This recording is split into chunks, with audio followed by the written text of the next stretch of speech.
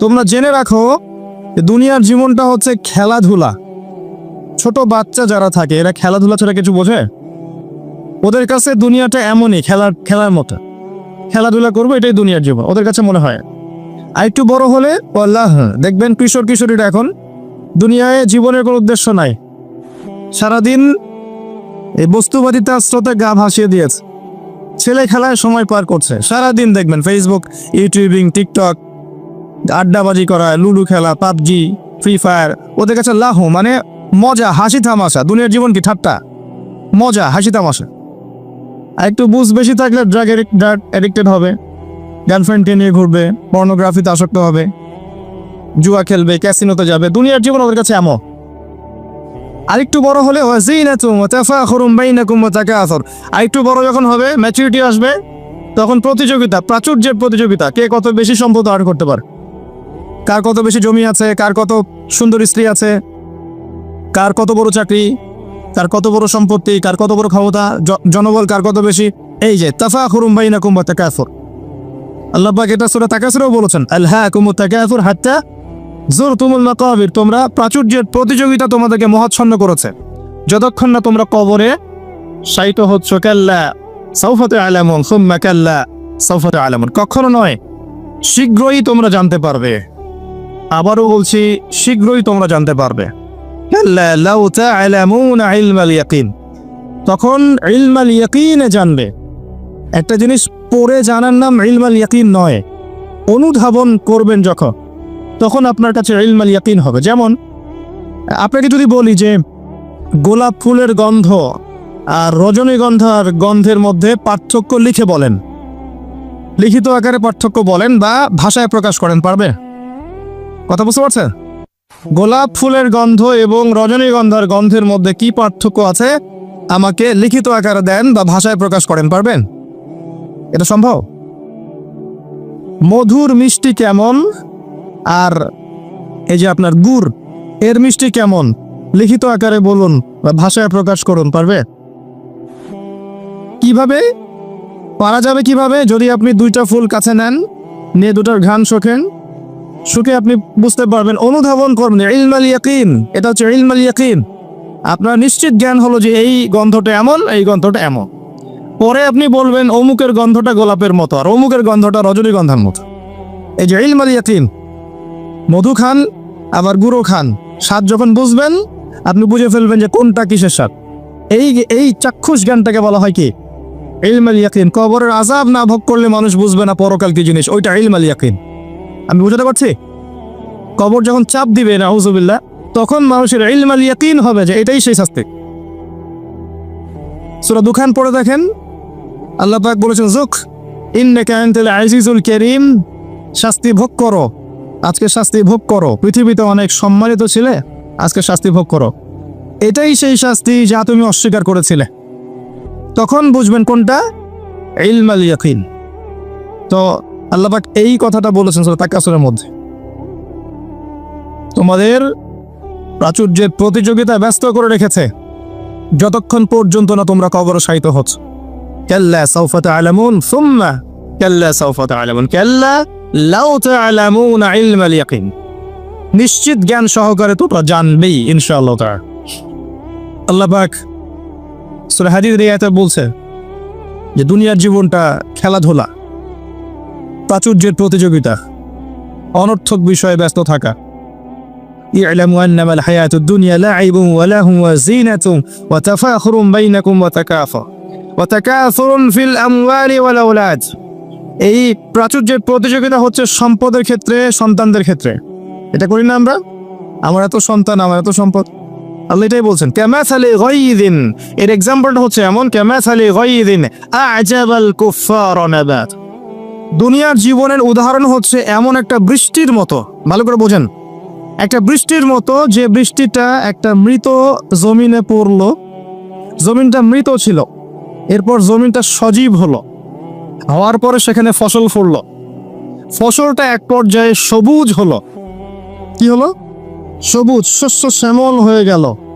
এরপরে এই ফসলটা হলুদ বর্ণ ধারণ করলো, হলুদ বর্ণ ধারণ করে শেষে এরপর চাষি এটাকে কেটে ফেললো।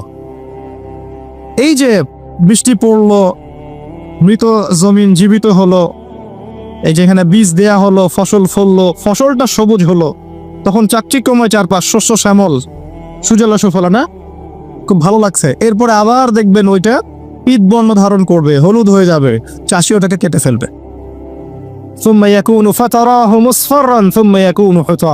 এরপর এই যে ফসলটা কেটে ফেললেন, এটার খড়কুটা পড়ে থাকলো না, এটা দিয়ে আপনি জাল দিবেন, আগুন জ্বালাবেন, তাই না?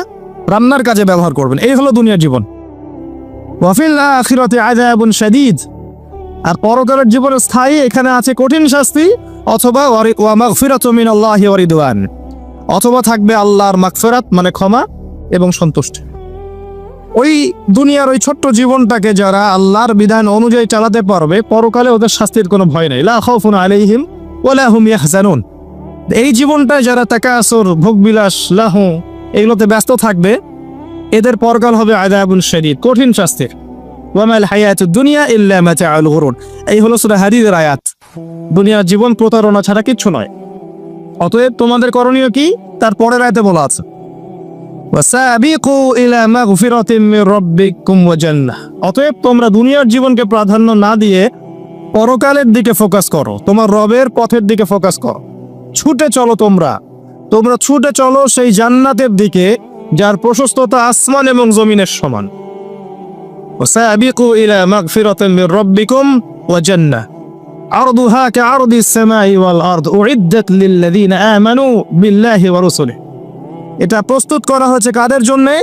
যারা ঈমান এনেছে এবং তদনুযায়ী কি করেছে? আমল করেছে। আল্লাহর প্রতি ঈমান এনেছে, রাসূলগণের প্রতি ঈমান এনেছে, তদনুযায়ী আমল করেছে। এই মুমিনদের জন্য জান্নাত প্রস্তুত করা আছে। আল্লাহ পাক এই সূরায় বলছেন কদ আফলাহাল মুমিনুন। কথা বুঝতে পারছেন এবার? সফল কারা হয়েছে? এই মুমিনরা। আর আফলাহার সঙ্গে আল্লাহ পাক দিয়ে দিলেন ফামান যুহজিহা আনিন নার ওয়া উদখিলাল জান্নাহ ফাকাদ ফাজ। পরকালে যে জান্নাতে যাবে, জাহান্নাম থেকে বাঁচবে, একমাত্র সেই ব্যক্তি সফল, আর কেউ সফল নয়। এখন কদ আফলাহাল মুমিনুন আয়াতের মধ্যে সাফল্যের সঙ্গে আপনি শিখে ফেললেন দুনিয়ার জীবনের সাফল্য চিরস্থায়ী নয়, পরকালের সাফল্য চিরস্থায়ী। দুনিয়ার সবচেয়ে আরামে আয়েশে থাকা ব্যক্তিকে আল্লাহ পাক 1 সেকেন্ডের জন্য জাহান্নামে প্রবেশ করাবেন। হাদিস এসেছে, দুনিয়াতে আল্লাহ পাক যাকে সবচেয়ে বেশি নিয়ামত দিয়েছেন, one kind of Bill Gates. কথা বুঝতে পারছেন? ইমানদার ছিল না, কাফের ছিল, প্রচুর ধন সম্পদ আল্লাহ পাক দিয়েছেন। আল্লাহ পাক তাকে 1 মুহূর্তের জন্য জাহান্নামে ঢোকাবেন কিয়ামতের মাঠে, ঢুকিয়ে বের করবেন। বের করে বলবেন, দুনিয়াতে সুখে ছিলে? দুনিয়াতে কি সুখে ছিলে তুমি? তখন সেই ব্যক্তি বলবে, সুখ কি জিনিস আমি জানি না, সুখ শান্তি কি জিনিস আমি জানি না। 1 সেকেন্ডে। এরপরে পৃথিবীতে সবচেয়ে কষ্টে যে ব্যক্তি ছিল, ধরে নেন আজকে সিরিয়ার মাজলুমদের মতো কেউ, বা প্যালেস্টাইনের মাজলুমদের মতো কেউ, বা আপনাদের এখানেও অনেক মাজলুম আছেন। পৃথিবীর বিভিন্ন জায়গায় এখন মাজলুমদের সংখ্যাই বেশি। যাই হোক, তাকে ঢোকানো হবে জান্নাতে 1 সেকেন্ডের জন্য, 1 মুহূর্তের জন্য, ঢুকিয়ে আবার বের করা। আল্লাহর 1 মুহূর্ত আবার আমাদের মতো নয়। ওই 1 মুহূর্তে সে অনন্তকালের স্বাদ পেয়ে যাবে। আল্লাহ পাকের 1 মুহূর্ত, তাতে অনন্তকালের স্বাদ সে পেয়ে যাবে ইনশাআল্লাহ। এবার বের করবে। দুনিয়াতে কষ্টে ছিলে? দুনিয়াতে কখনো কষ্টে ছিলে? এই ব্যক্তি বলবে, কষ্ট কি জিনিস আমি তো জানি না। কষ্ট কি জিনিস আমি তো জানি না। অর্থাৎ এই হাদিস থেকে বুঝতে পারছি, দুনিয়াতে আমরা যে যত ভালোই থাকি না কেন, পরকালে যদি সফল হতে না পারি, দুনিয়ার জীবন বৃথা। ওই যে বাবু তোমার তো 16 আনাই বৃথা, একটা কবিতা আছে না, পড়েছিলেন? এখন তো এগুলা বই থেকে উঠিয়ে দেওয়া হচ্ছে মোটামুটি। ওমর ফারুক একটা কবিতা ছিল, পড়েছেন? এখন আমরা পড়েছিলাম, এখন এগুলো নাই। আস্তে আস্তে আস্তে আস্তে টেকনিক্যালি ভ্যানিশ হয়ে যাচ্ছে, মানে হাওয়ায় মিলে যাচ্ছে। সুবহানাল্লাহ। এই বিশ্বে কোনো কিছুই এমনি এমনি হচ্ছে না। এই বিশ্বে যা কিছু হচ্ছে পিছনে কোনো না কোনো কারণ থাকে। কারণ তো ফাইন্ড আউট করতে হলে আপনাকে খিজির হতে হবে। কি হতে হবে? তাকে পাবেন কোথায়? কোথায় পাবেন? মাজমাউল বাহরাইন, 2 সাগরের মিলনস্থলে পাবেন। সূরা কাহফ, নবী মুসা আলাইহিস সালাম এবং খিজির আলাইহিস সালামের গল্প পড়েন, ঘটনাটা পড়েন। এখানে আপনি দেখবেন খিজির আলাইহিস সালামকে আল্লাহ পাক বাহ্যিক জ্ঞানের সাথে সাথে আধ্যাত্মিক জ্ঞান দিয়েছিলেন।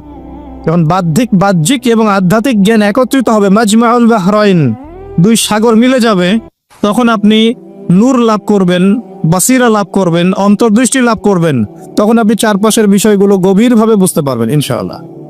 শুধু বাহ্যিক চোখ দিয়ে দেখলে প্রশ্ন করবেন, নৌকা কেন ফোটা করলেন, বাচ্চাকে কেন হত্যা করলেন, আর এই দেয়াল কেন নির্মাণ করলেন? কারণ মুসা আলাইহিস সালাম বাইরের চোখ দিয়ে দেখছিলেন, আর খিদর আলাইহিস সালাম ভিতরের চোখ দিয়ে দেখছিলেন। ভিতরের চোখ তখনই খুলবে যখন এখানে আল্লাহ নূর আসবে, আর নূর পাবেন সূরা নূরের মধ্যে। বলে দিলাম, নূর কোথায় পাবে? সূরা নূরের মধ্যে। আরো কিছু কাজ আছে নূর পাওয়ার, তার মধ্যে অন্যতম একটা হচ্ছে মনের মধ্য থেকে যাবতীয় হিংসা, গীবত, বিদ্বেষ, তহমত, এই যে সমালোচনার অপসংস্কৃতি আর অহংকার, রিয়া দূর করে ফেলতে হবে। আর এগুলো চাইলেই দূর করা সম্ভব নয়, এগুলো চাইলেই দূর করা সম্ভব নয়। যাদের মনের মধ্যে এগুলো নাই তাদের সাথে ঘোরাফেরা করতে হয়। হ্যাঁ, যাদের মনের মধ্যে এগুলো নাই তাদের সাথে ঘোরাফেরা করলে, তাদের সাথে ওঠা বসা করলে, তাদের বইপত্র পড়লে, তাদের লেকচারগুলো শুনলে, তখন আপনার মধ্যে একটা তাসির হবে।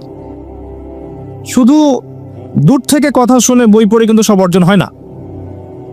যদি তাই হতো তাহলে একটা কিতাব ধরিয়ে দিয়েই আল্লাহ পাক ক্ষান্ত হয়ে যেতেন। কিতাব নাজিল করেছে, পড়ে নাও বাসায় গিয়ে। নবী সাল্লাল্লাহু আলাইহি সাল্লাম যে সূরাগুলো নাজিল হয়েছে বলতেন বাসায় গিয়ে পড়ে নাও, বাস হয়ে যান। ব্যাপারটা কেমন ছিল? তিনি নিজে আমল করেছেন, সাহাবীদেরকে আমল করে দেখিয়েছেন, সাহাবায়ে কেরাম তার সংস্পর্শে থেকে ইসলাম শিখেছেন। এখন ডিফিকাল্ট সিচুয়েশন, আপনি যাবেন কোথায়, কার সংস্পর্শে যাবেন? অনেক ক্ষেত্রে এমনও দেখা যাবে যারা ইসলামের ধারক আর বাহক, তাদের ভিতরে ইসলাম নাই। বাহ্যিকভাবে মনে হবে ইসলামের ধারক বাহক, ভিতরে নিজেরই ইসলাম নাই।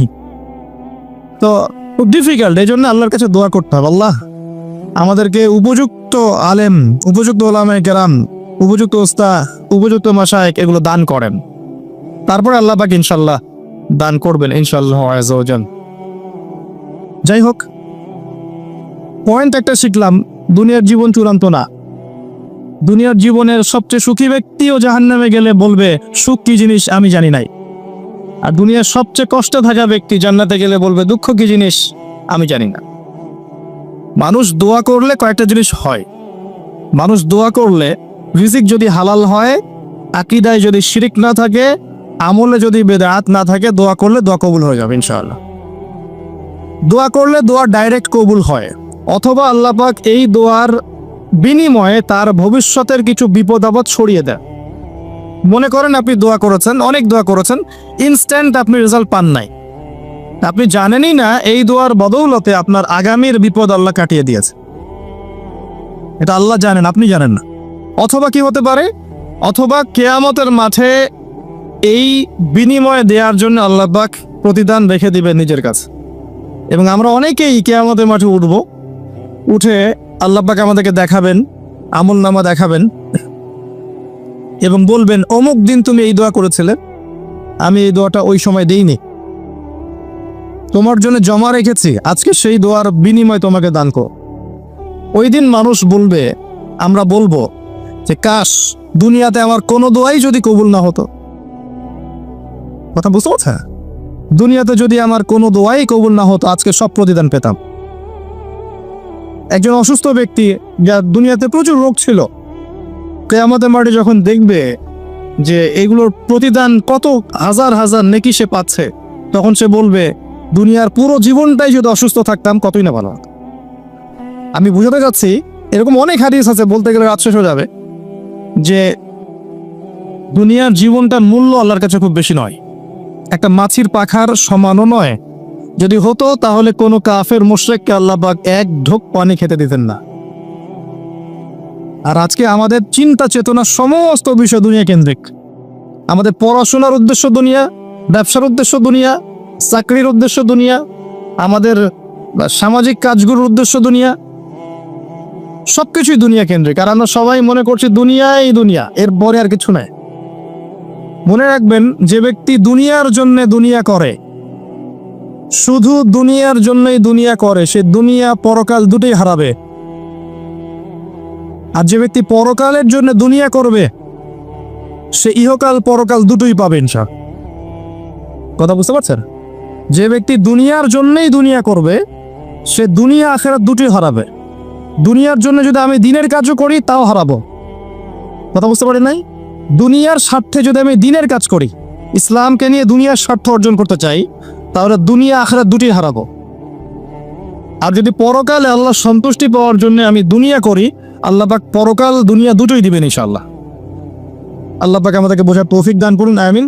আশা করি আমরা সাফল্যের সংখ্যাটা বুঝতে পেরেছি। কারা সফল হবে? মুমিনরা। এবার আসেন মুমিন কারা? সহজ কথায় বলছি, যারা 6টা বিষয় বিশ্বাস করে। কয়টা? 6টা পিলারে যারা বিশ্বাস করে। 1 নাম্বার, মুহাম্মদ সাল্লাল্লাহু আলাইহি ওয়াসাল্লামকে জিজ্ঞেস করা হয়েছিল না, ইয়া মুহাম্মদ সাল্লাল্লাহু আলাইহি ওয়াসাল্লাম